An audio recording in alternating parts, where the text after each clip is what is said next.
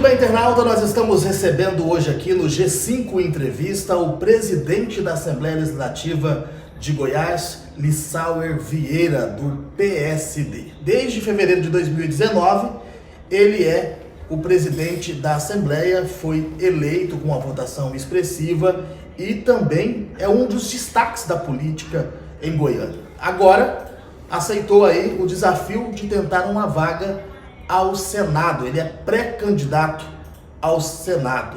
Vamos conversar com ele, mas primeiramente eu quero agradecer a sua presença aqui no G5 News. Muito obrigado, Rafael. Eu quero aqui cumprimentar a todos os internautas do G5 News. Prazer estar falando com todos vocês aqui, bater um papo sobre política, sobre a nossa gestão como presidente da Assembleia Legislativa ao longo desses quase 3 anos e meio que eu estou à frente do Poder Legislativo do Estado de Goiás e também falarmos aí do próximo pleito eleitoral, não só a nível de Estado, como também a nível nacional. Presidente, eu fazendo uma breve pesquisa do senhor, já sei que o senhor é do ramo da comunicação também, né? Também. E o senhor cresceu em Rio Verde, também começou a política em Rio Verde, de lá o senhor conseguiu chegar ao cargo de deputado estadual. Eu gostaria que o senhor falasse um pouquinho dessa trajetória para quem ainda não conhece o Lissauer, tanto como pessoa quanto político. Como você falou, eu sou empresário na área da comunicação, mas a minha essência de família é produtor rural. Nós somos produtores rurais na área de grãos e também de carnes lá na região de Rio Verde, na região sudoeste do estado. Então eu cresci, toda a minha infância foi na cidade de Rio Verde. Lá comecei a trabalhar com rádio, né? Então entrei na área da comunicação. Em 2014 eu fui secretário de comunicação da Prefeitura de Rio Verde.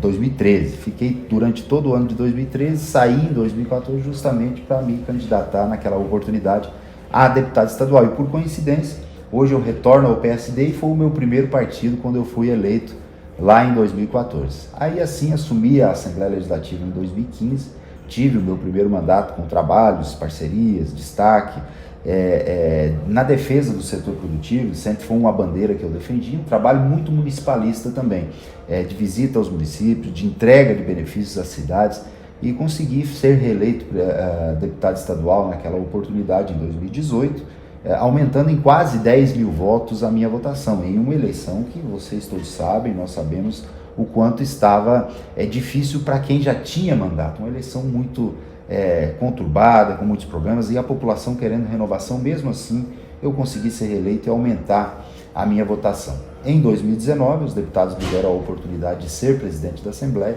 Nós conseguimos vencer lá por 37 votos a 4, né, a presidência da Assembleia, e aí demos uma sequência no trabalho, em valorização do Poder Legislativo, em poder também dar as mãos ao governo, ajudar nas votações importantes e participar ativamente do processo de recuperação fiscal do Estado, que é o que nós conseguimos ao longo desses anos, e eu tenho muito orgulho de, dentro da minha gestão como presidente da Assembleia, nós entregarmos tantos benefícios para a população de Goiás. Agora, presidente, o senhor foi um destaque, principalmente nesse último mandato aqui, tanto que é um dos pré-candidatos aliados do governador Ronaldo Caiado para disputar o Senado Federal, que é um cargo majoritário, é um cargo muito mais difícil. Se o senhor hoje viesse para a reeleição, o senhor teria uma facilidade muito grande em se reeleger. Eu gostaria de perguntar o que o impulsionou a um desafio tão grande, porque o senhor poderia tentar ir à reeleição ou ir até a deputado federal, que seria mais fácil, né? O meu planejamento inicial era deputado federal. Eu decidi não ser pré-candidato a deputado federal e até mesmo abandonar a política em uma decisão pessoal e familiar, depois de alguns problemas que eu tive de ordem familiar. Mas, de toda forma, nesse momento, quando eu resolvi não ser mais candidato e não disputar, eu fui convocado por vários segmentos da sociedade. Eu falo setor produtivo, comerciantes, empresários, produtores rurais, que me chamaram dentro de uma convocação e me pediram para não abandonar a política nesse momento. Deputados estaduais fizeram também um manifesto, e nessa esteira veio vereadores de Goiânia, vereadores de alguns municípios do interior. Nós temos aí o apoio hoje de mais de 80 prefeitos do interior do estado que são simpáticos à nossa pré-candidatura e ao meu projeto ao Senado. Aí você fala, mas de fato, uma reeleição ou uma eleição a deputado federal seria muito mais fácil.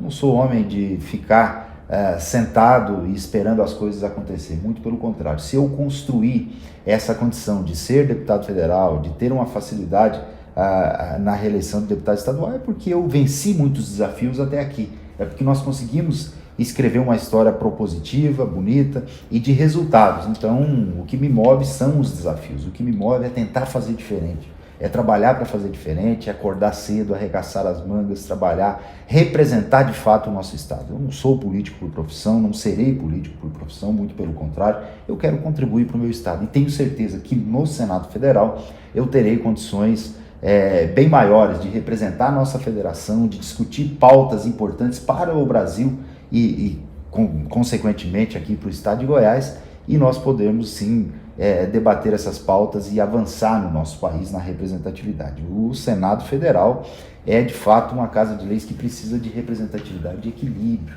de diálogo, de parcerias e que traga resultado para a população. Veja você, Rafael, nós temos aí, os senadores são 8 anos de mandato e nós não vemos a produtividade de um Senado Federal à altura da nossa população.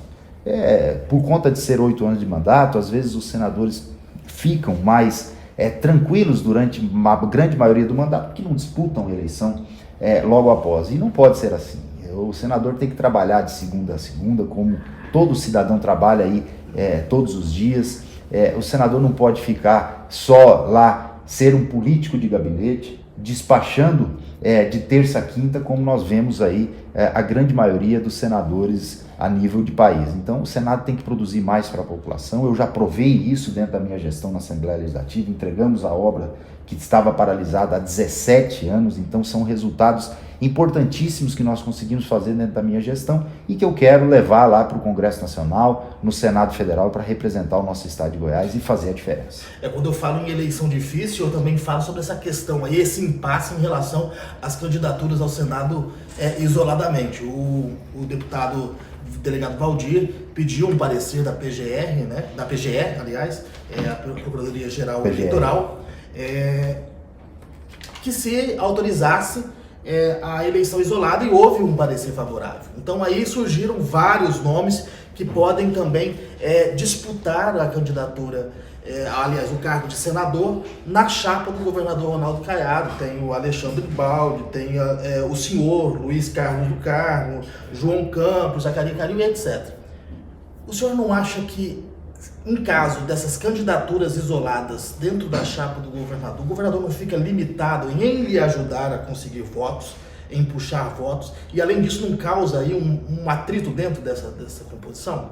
Com certeza, eu sou contrário às candidaturas isoladas, às candidaturas avulsas. Nunca escondi isso de ninguém.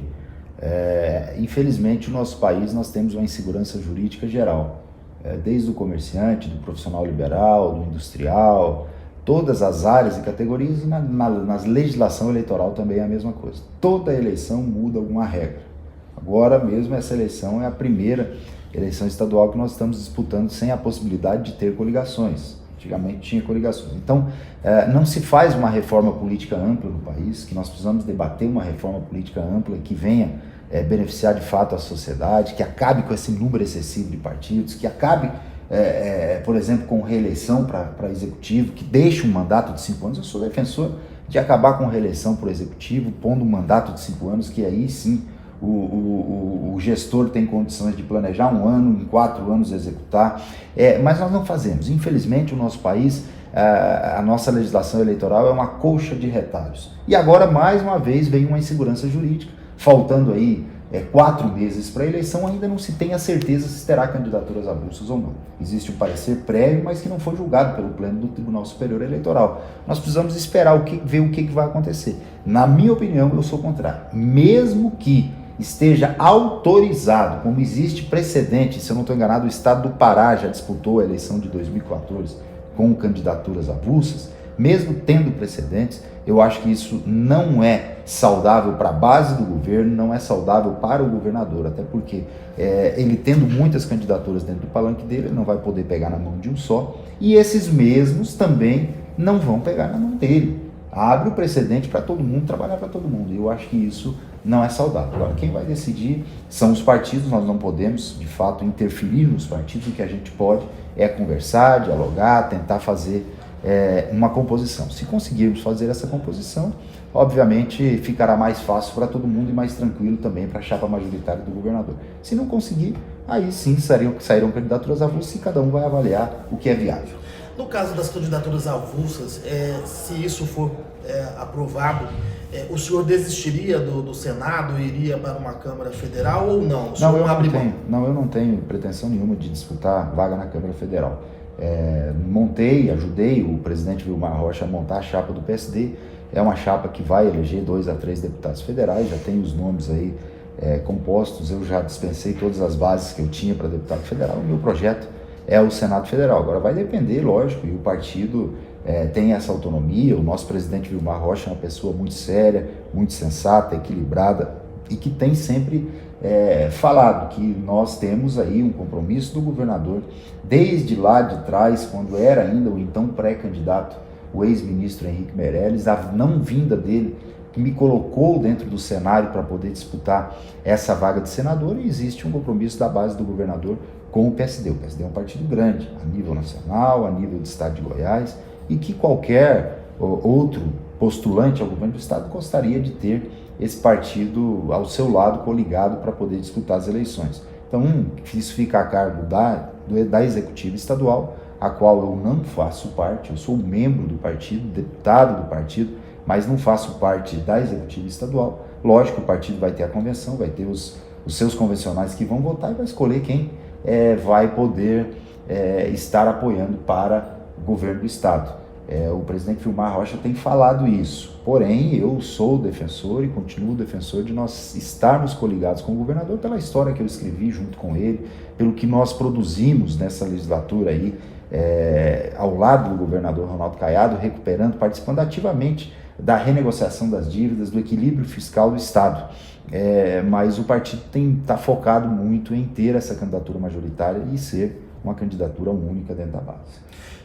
Presidente, o senhor falou do ex-ministro Henrique Meirelles, que houve a desistência. Houve também um conflito dentro do partido, inclusive porque uma parte do PSD queria o nome do senhor como candidato ao Senado, e isso gerou aí a saída do Henrique Meirelles. O que realmente aconteceu dentro do PSD? É o que a gente sabe, eu tô falando pelo que eu li.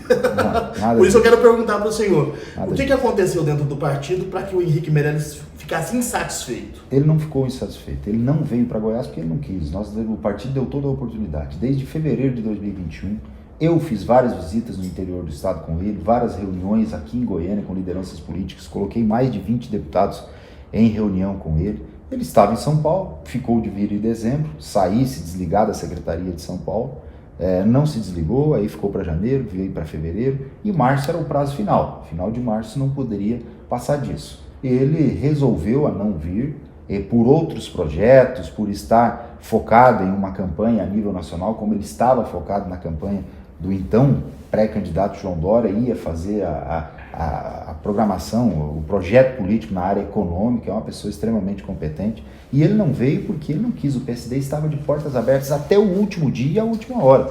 Tanto é que o prazo final de filiação e de transferência de domicílio eleitoral era dia 2 de abril. Ele não transferiu o domicílio e não filiou ao PSD aqui em Goiás nesse prazo. A minha pré-candidatura foi lançada há 20 dias atrás. Então, com a saída dele, o PSD foi pensar em outro plano. E aí sim que veio o meu nome.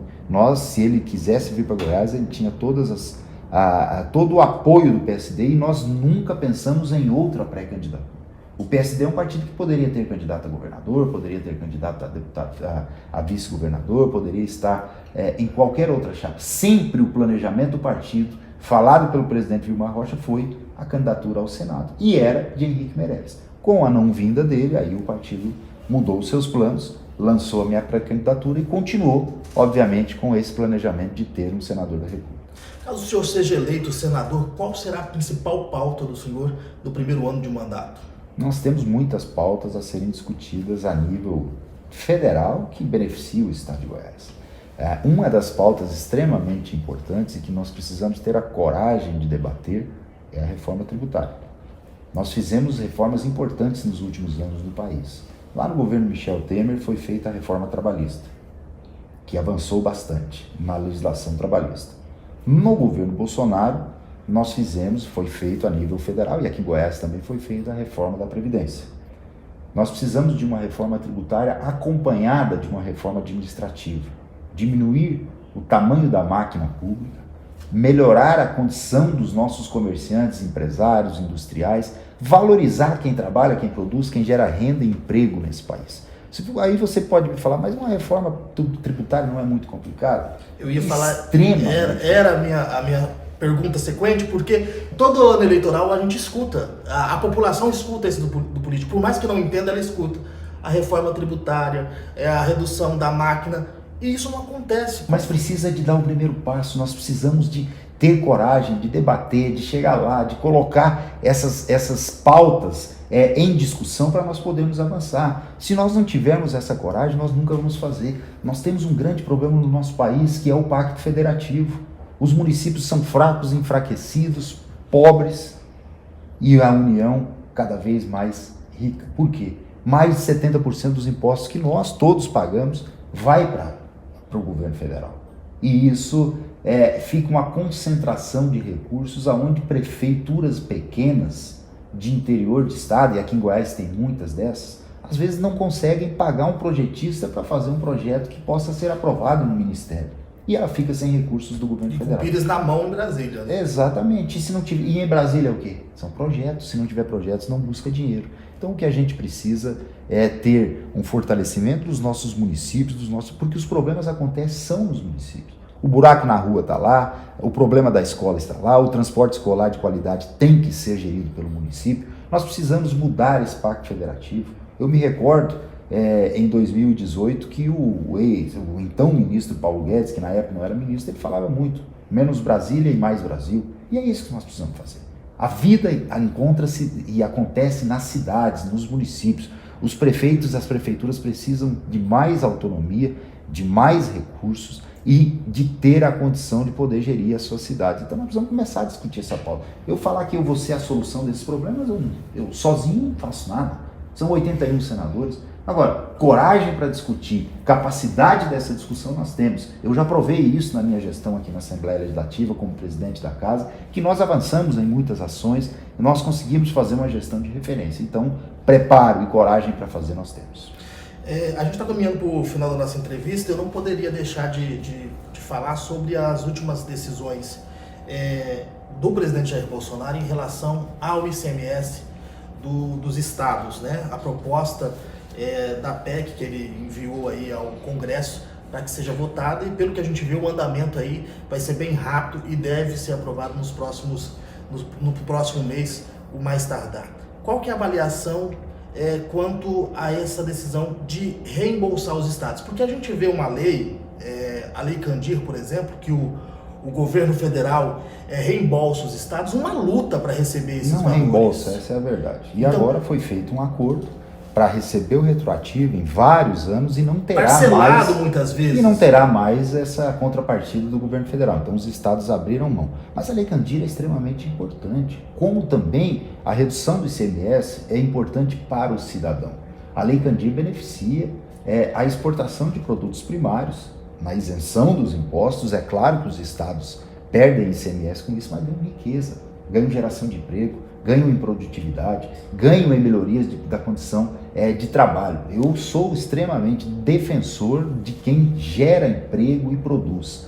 No que tange à questão do ICMS, dos combustíveis, do gás de cozinha, aonde o presidente hoje propõe aos estados, aos governadores e, consequentemente, também à parcela dos municípios, em achar uma contrapartida para repor, é extremamente justo. Nós não podemos enfraquecer os nossos estados e municípios, mas também nós não podemos deixar com que o cidadão continue sendo penalizado e pese no orçamento do cidadão um combustível, um gás de cozinha tão caro.